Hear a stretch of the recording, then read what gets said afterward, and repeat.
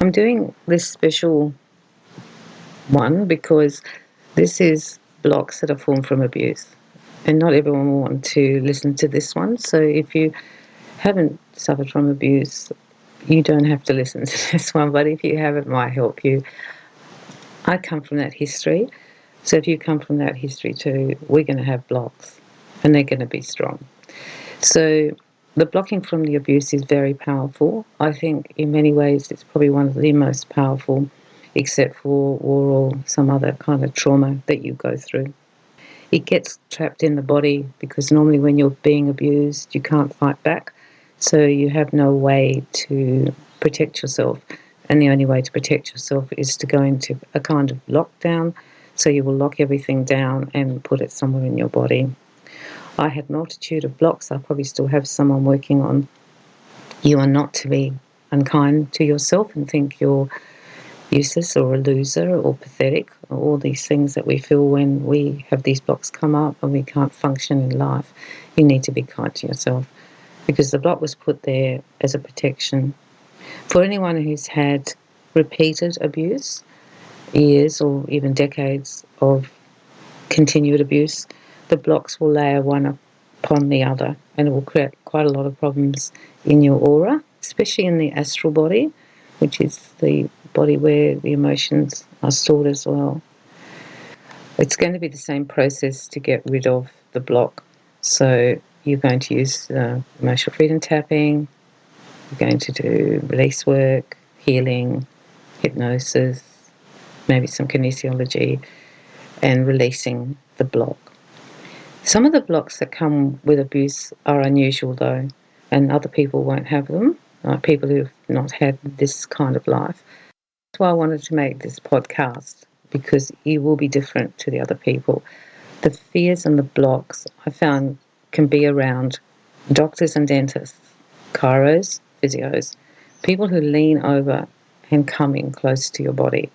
Because as soon as someone comes close into your body, if you've been abused, the block will come up. So it's very important that you understand what's happening to you energetically. When you got hurt, particularly with physical sexual abuse, or even when people were verbally abusing you, screaming in your face, they usually got in close. And once they got in close, your body went into the freeze mode and the block came up. Do not be hard on yourself because that's actually what's happening. So if you have to have any kind of procedure done, or go to the dentist, or go to the chiropractor, or anything that involves coming close into the physical body, as soon as they come like into your aura, and your aura like is about it's different for different people, but it's 1 meter, 1.5 meters out energetically. That's where it sits out there, and the energy of your energy. And as soon as they come into that energy, you will feel it. It is important to try and get rid of these blocks. I've had to do lots of work on it, obviously, and I still work on it because it was so strong for me that has taken a long time to keep clearing them, and sometimes they'll still seem to rise up again. So go back and do all your tools and modalities to get rid of the block. If you haven't watched my other podcasts, or listened to them, I should say, you can go back, and I've written about how to release them. That's the techniques. It's important to understand that if it was a male or female who abused you, that you always go to the opposite person. So if it was a male who abused you, go to a female doctor or chiropractor, and vice versa, because the energy of that person will be different. Energetically, it probably won't be as threatening to you.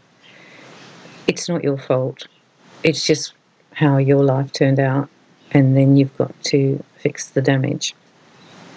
I find the feeling of anxiety, terror, and being really scared and petrified is pretty strong, and I don't like it, and it's kind of ridiculous because I'm not even at the doctor's yet. so just be aware of that the feelings will come up, just the thought of it, and that's probably a good signal, because when that happens to me, I know I need to go and do a little bit more work here because it's still rising up. Years and years for some people, and in my case it was. For you, it might have been a few episodes, but they could have locked in very strongly, or it could be years and years of it. People don't really understand it who haven't had it. It's something you can't really explain to somebody, but someone who's had it knows it feels completely irrational, and it can really do your head in a bit, and you feel you're a bit crazy, but you're not really. It's just your body has early warning signs, and when you come into an area which to you has been dangerous and you were hurt and injured and weren't protected, your body will warn you. That's what your body's doing. It's telling you, careful, be careful, danger, danger. Now, there is no more danger, but your body will still react that way because of the block. So do the work. I usually do it systematically. I go to the dentist block, the doctor block, the chiro block, chiropractor, I say chiro, but chiropractor, physio block, whatever the block of the person who's coming in to do some work on you, do that. And you will find that that will make a big difference to how you start to be able to cope with these things, because you want to almost desensitize yourself now. When you start dealing with your abuse, there are many things that come up. This is quite a major one because it can paralyze your life because you can't do things you're supposed to. So the more work you do at releasing the block, the better. It's not your fault. You were not the abuser. You were the one who was abused. So you need to take care of yourself in that way and not see yourself as weak. We did what we needed to do to get through that terrible time or times, and it was a good thing. But now the lockdown in our body is actually affecting another part of our life where there might not be any abuse anymore. It's like we're reacting to something that's not happening. I found that with some of the areas in my life, because of the things that I had happened to me, I had to actually go back and do a lot of work on some areas because there was a long time of it, but they were also pretty terrifying for me. So the terror kind of got locked in, and those blocks were really locked in. So for me, I found it wasn't just, doing the tapping or doing the visualization or doing the hypnosis 1 or 2 times. I really had to do a lot of work on it, which, it's kind of disappointing when you ended up having that life. But my attitude is we can heal ourselves, and part of healing ourselves is letting go. And the more we let go, the more we heal. Because while we carry all that baggage around, we don't really heal. We're just like in a spin all the time. Take the time to do these blocks. They are different to the eating, the smoking, and the drinking block. Even though, having said that, I do believe we have those other blocks to comfort perhaps this block. So if you've been abused in any way, you will find a way to find some comfort, and that will often be those other ways to do it. They're kind of intertwined in one way, and that's why I think getting rid of the blocks from the abuse will then make it easier to deal with the things we do to give ourselves comfort, or to make the day go better, or to soothe ourselves. They call it, I think, self-medicating, yes. So we might not have to do that as much. This podcast isn't an easy one to do in a way, but I think it's very important that people who've been abused have a say too and can heal themselves, and we don't get stuck. It is prevalent in our society, abuse, and it unfortunately still continues. But the whole thing we can do is only try and do our little area in terms of helping ourselves. And then once we are healed, maybe we can go into helping other people. But I think we need to heal ourselves from this.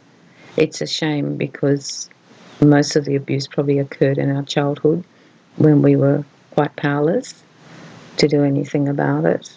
And I think if you're an older person like I am, I'm older now, I'm 70, when you're older, I think that we come from that era where our parents, it was okay to hit children and do dreadful things because they just did that in those days. getting out the belt was common and being very punishing, whereas we have moved on a bit. However, having said that, it really hasn't changed some of the areas of abuse, the sexual and the verbal, which I think are still going on. So we need to be mindful that if we're older, we might have suffered from more abuse than maybe someone in their 20s now, because people are being deterred from hitting their children, particularly in the way that they used to do it before. Good luck with this part. It's a bit, it's not really a nice part, is it? But we need to get rid of it. So do the work and see if you can release it. And then going to the dentist, doctors, chiropractors, physios might become less of an ordeal for you, and you might have less stress and anxiety around it. So good luck. Love and light to you.